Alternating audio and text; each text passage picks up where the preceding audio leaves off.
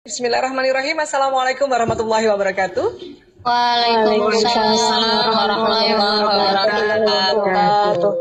Alhamdulillahirrabbilalamin. Wassalatu wassalamu ala asyrafil anbiya'i wa mursalin wa ala alihi wa sahbihi ajmain, amma ba'du. Pada anak-anak itu ada 4 jenis emosi dasar. Courageous, ya termasuk courageous ini atau semangat ini ada senang, bahagia, riang, gembira, cinta, kagum, damai, syukur, takjub. Kemudian ada sedih, termasuk kategori ini duka, kecewa, hampa, dan malu, galau, putus asa, lara, pilu, ya, takut, emosi, cemas, khawatir, gelisah, ngeri, cemburu, ragu-ragu, dan marah, kesal, jengkel, jijik, geram, benci, dendam. Jadi ini emosi dasar pada anak sebelum dia akil balik. Ya, ini ada 4 ini. Kalau kita lihat ya, yang negatifnya lebih banyak ya dibanding positifnya ya. Dan ini ada di anak-anak, ada.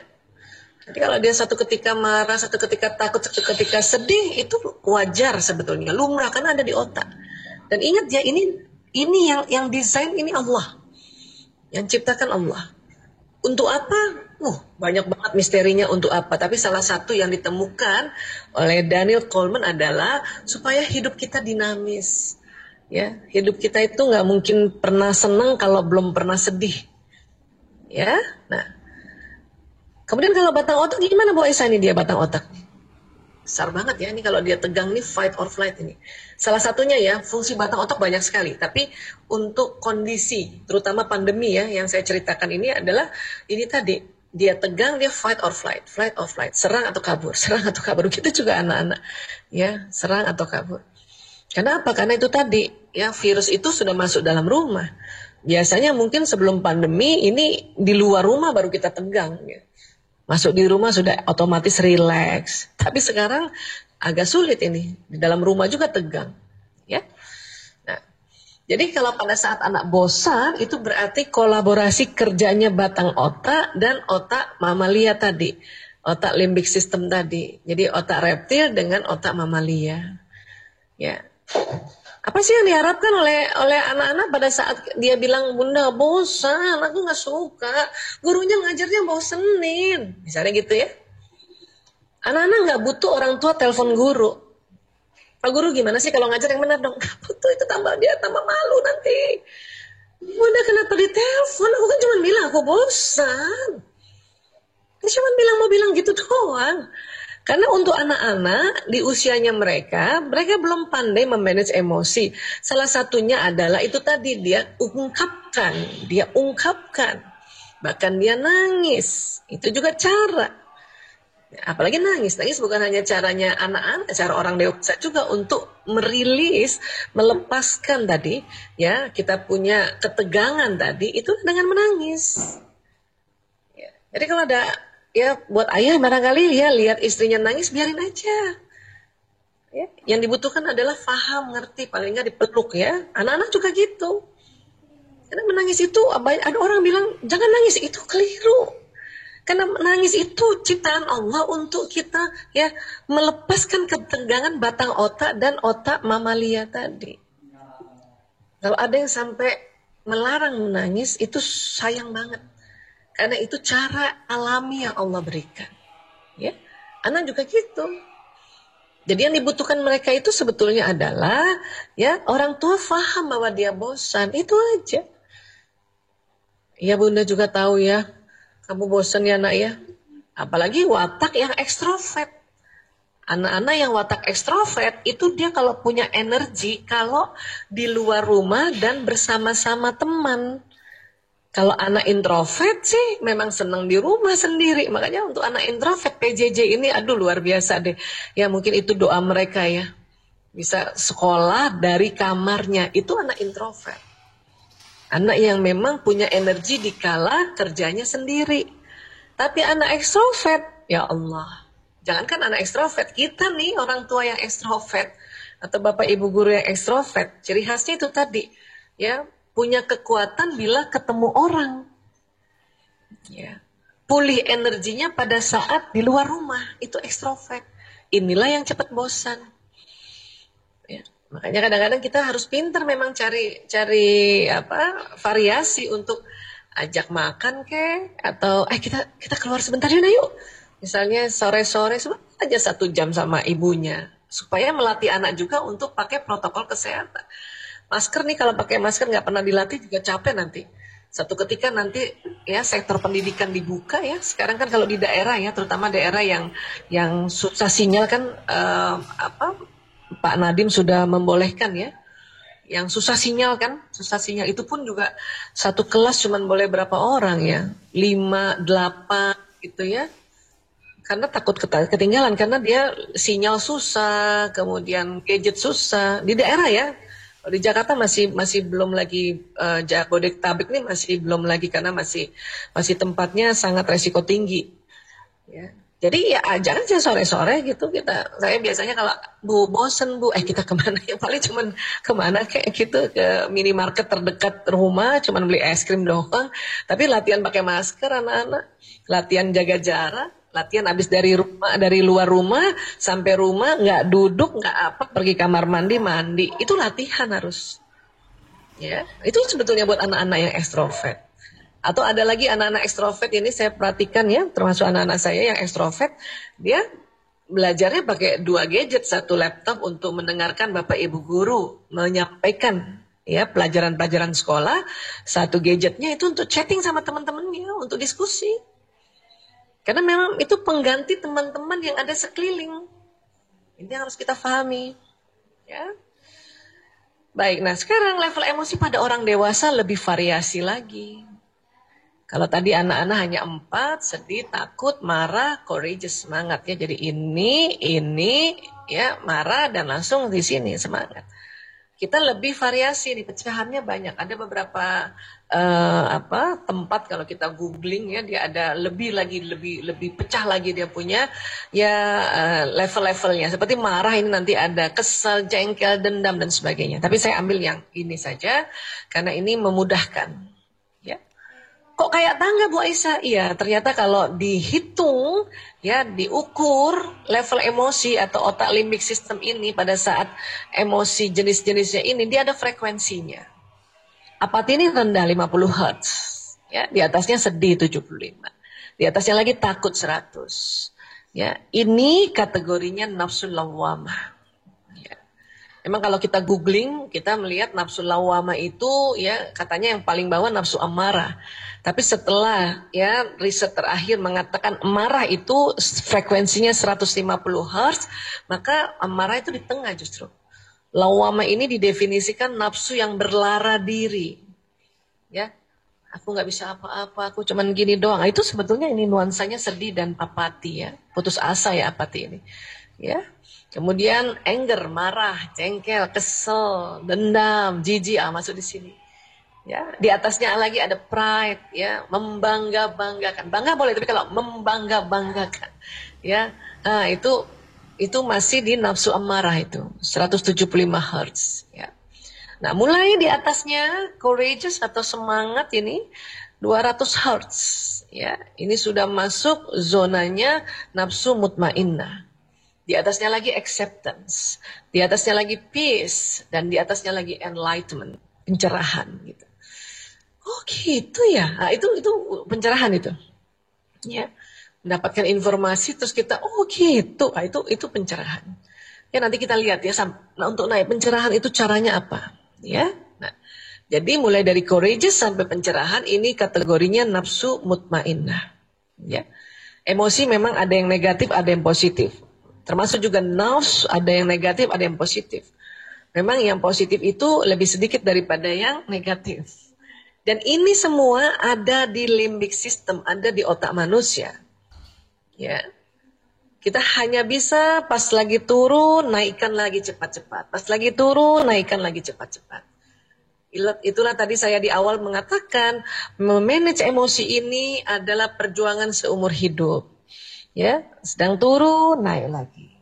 Kita sudah accept bahwa pandemi ini kita ada di rumah, ya. Setahun ini kan tentu sudah accept dong ya. Waktu di awal-awal mungkin kita masih marah, masih kesel gitu ya. Sekarang udah terima. Tapi kalau kita lagi pernah dengar bahwa beberapa hari yang lalu ya, atau beberapa minggu lalu ya, pengamat mengatakan bahwa kemungkinan pandemi ini bisa lebih 2 tahun, itu bisa turun loh, kita bisa takut lagi. Bisa turun. Saat itu juga turun itu. Tapi itu tadi, yang Allah minta adalah pada saat di bawah cepat-cepat naik ke atas. Walaupun kita tahu bahwa pada saat turun ini lazim. Lazim. Kenapa? Ini ada di otak kita. Hanya diminta cepat-cepat naik ke atas. Kenapa? Karena lebih banyak keuntungannya atau lebih banyak benefitnya apabila kita sering ya, lebih sering ada di nafsu mutmainnah. Ya, nafsu mutmainnah. Lebih banyak benefitnya, lebih banyak pahalanya. Dan kalau bicara pahala bukan hanya waktu di akhirat, di dunia saja sudah terasa. Ya.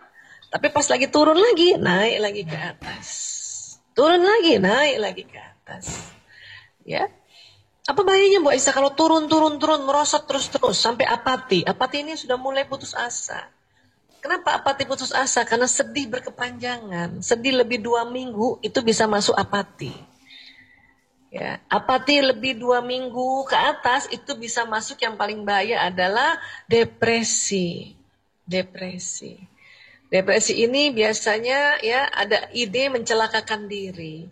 Bentur-benturkan kepala kah, atau ambil pisau kah, ya ada suicide ya, ide bunuh diri itu berarti depresi. Biasanya kalau sudah di level depresi, ini sudah ranahnya profesional, ini ranahnya dokter kesehatan jiwa.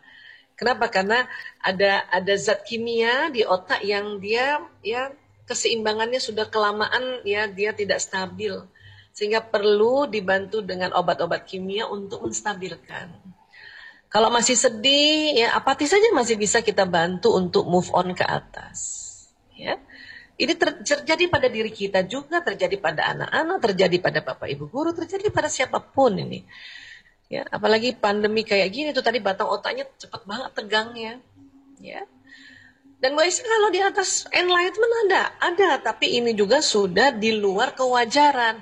Ini namanya manik. Manik.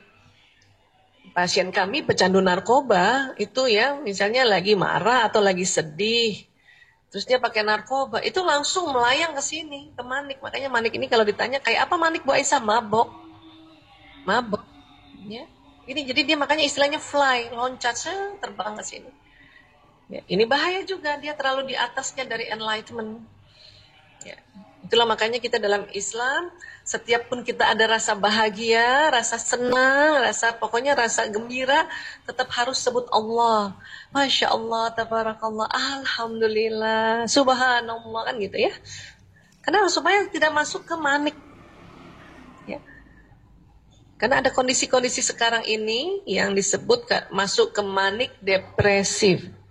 Yang kita sering istilah ya sekarang namanya bipolar. Itu namanya gangguan mood itu. Ya. Ini perlu juga ditangani oleh profesional. Supaya apa? Supaya dibantu. Kasihan kalau enggak, nanganin sendiri susah kalau di manik. Ya, ini bisa habis-habisan teriak-teriak, bisa ya. Depresi juga gitu susah. Makanya kita menjaga untuk emosi kita berada di level mutmainnah. Pada saat turun, cepat-cepat naik ke atas. Turun, cepat-cepat naik ke atas, ya. Dan inilah yang dikategorikan zona ikhlas. Pagi-pagi nemenin anak PJJ, kesel. Oke, kita di sini. Tapi kalau kesel terus-terusan 3 jam, berarti dampingin anak berarti sudah di luar zona ikhlas. Rugi nanti. Ya, rugi. Tapi kesel, Bu Aisyah nggak tahu sih kalau pagi-pagi kesel. Itu juga lazim, wajar. Ibu-ibu ya. Kadang-kadang ya banyak banget sih yang dipikirin, jadinya kadang-kadang kesel. Pas anak dibangunin gak bangun-bangun mungkin ya. Bangunin subuh gak bangun-bangun, jadi molor ya, kesel ibu kan. Tapi boleh gak? Keselnya jangan lama-lama di sini. Cepet-cepet move on ke atas. Artinya misalnya nih 3 jam dampingin anak-anak ya. Dampingin anak-anak PJJ ya. 5 menit aja lah di sininya lah. 5 menit. Ya. 2 jam 55 menit sudah di level courageous kah, atau bahkan acceptance, atau bahkan peace, damai. Sehingga 2 jam 55 menit kita mendampingi anak itu di zona ikhlas. Ya, Masya Allah. Ini banyak banget keuntungannya. Demi Allah banyak sekali keuntungannya kalau kita bekerja di zona ikhlas. Ya. Terkadang siang bisa turun lagi loh marah. Ya. Entah kenapa barangkali ada aja ya yang bikin bunda marah. Itu juga lazim. Tapi cepet-cepet lagi naik ke atas. Ya. Supaya apa? Supaya dalam 24 jam ini lebih banyaknya di zona yang ikhlas. Ya. Baik, benefitnya apa Bu Aisyah? Benefitnya banyak sekali, nggak bisa dibahas hari ini semuanya. Tetapi kalau dari sisi kesehatan ya, ini luar biasa ini. Nanti ya. Namun sebelum kita bahas sisi kesehatan, kita lihat dulu di surat Al-Hadid. Ya, ayat 22-23 ini. Bismillahirrahmanirrahim. Tiada suatu bencana pun yang menimpa di bumi dan tidak pula pada dirimu sendiri, melainkan telah tertulis dalam kitab. Ya, Lauhul Mahfuz sebelum kami menciptakannya. Sesungguhnya yang demikian itu adalah mudah bagi Allah. Ya, inna dzalika 'alallah yasir. Mudah. Ini kalau kita anggap ini bencana ya menimpa di bumi nih. Ya, sudah tertulis rupanya. Tapi tulisannya apa di kitab Lauhul Mahfuz kan kita nggak tahu.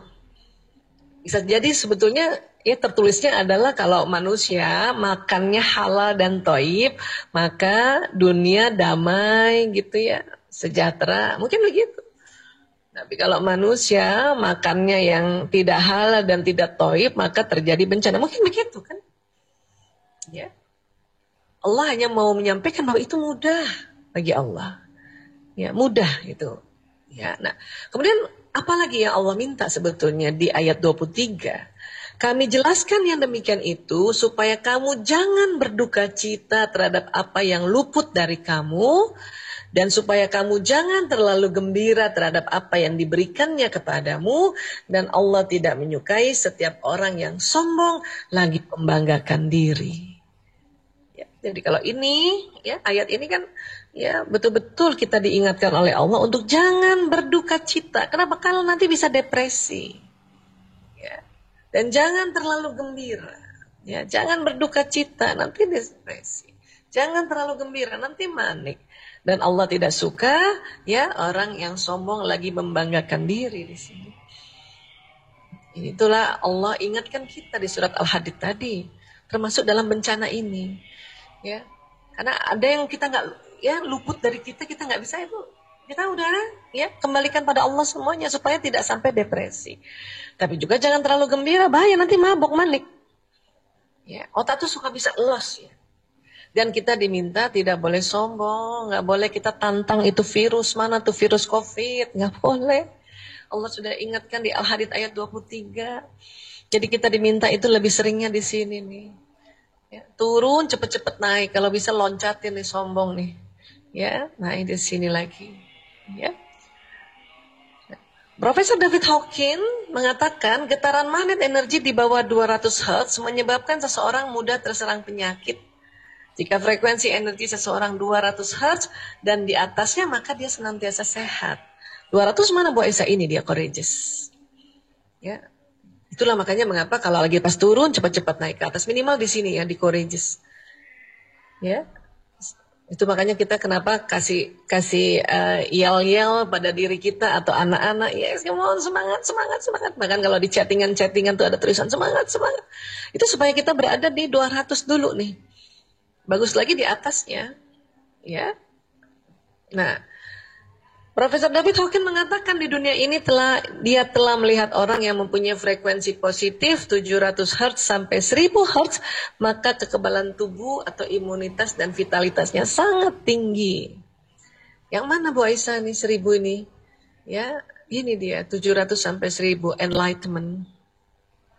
Gimana cara masuk di enlightenment?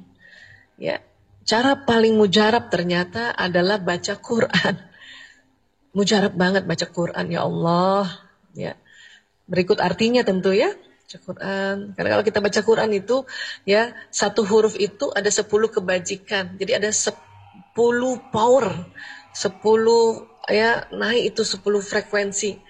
Ya, satu huruf ya, bayangkan alif lam mim itu bukan satu huruf, alif satu, ya, lam satu, mim satu, jadi 30. Baru baca alif lam mim itu sudah 30 hertz naik kita. Ya.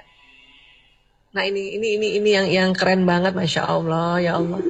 Ya, saya juga terasa tuh kalau lagi mens nggak bisa baca Quran sendiri, ya itu langsung rasanya, aduh naik ke atas susah banget ya.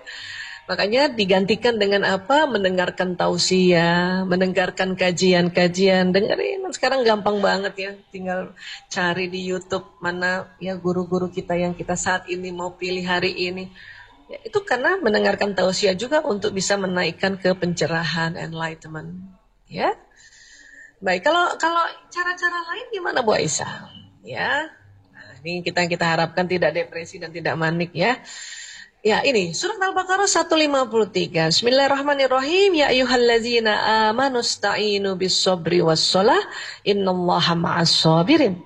Hai orang-orang yang beriman, jadikanlah sabar dan sholat sebagai penolongmu. Sesungguhnya Allah bersama orang-orang yang sabar. Masya Allah. Mbak Isa kalau cuma sabar sama sholat, nah kita selalu begini. Alhamdulillah. Seandainya kita nggak sabar dan sholat, kayak apa kita nih? Terpuruknya bahaya banget, ya Allah. Ya, ini karena ternyata ya pada saat kita sabar dan sholat nih ya, sholat itu bisa menaikkan level emosi. Ya, dari sisi emosi aja ya, belum lagi dari benefit yang lain. Itu baru dari levelnya tuh di otak emosi.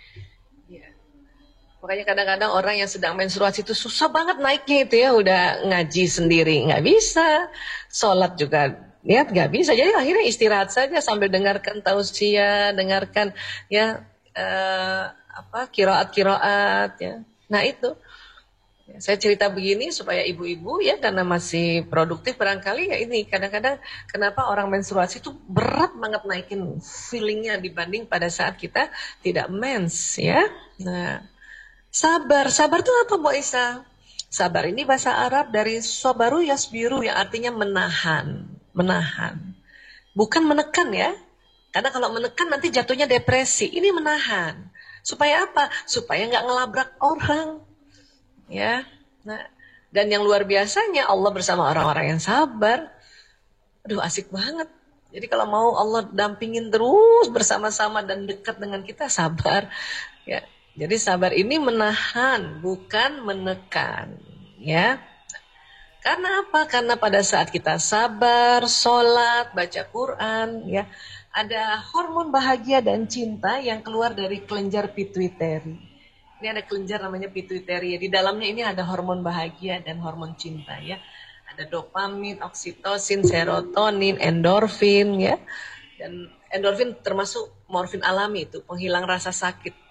Makanya kenapa habis sholat langsung enak banget, nyaman banget. Ya, baca Quran, sabar. Itu coba deh kalau kita ada anak kesel terus kita nggak labrak, beberapa menit kemudian kita bahagia banget. Kenapa? Kita kayaknya berhasil ya melewati ujian. Ya, nah ini.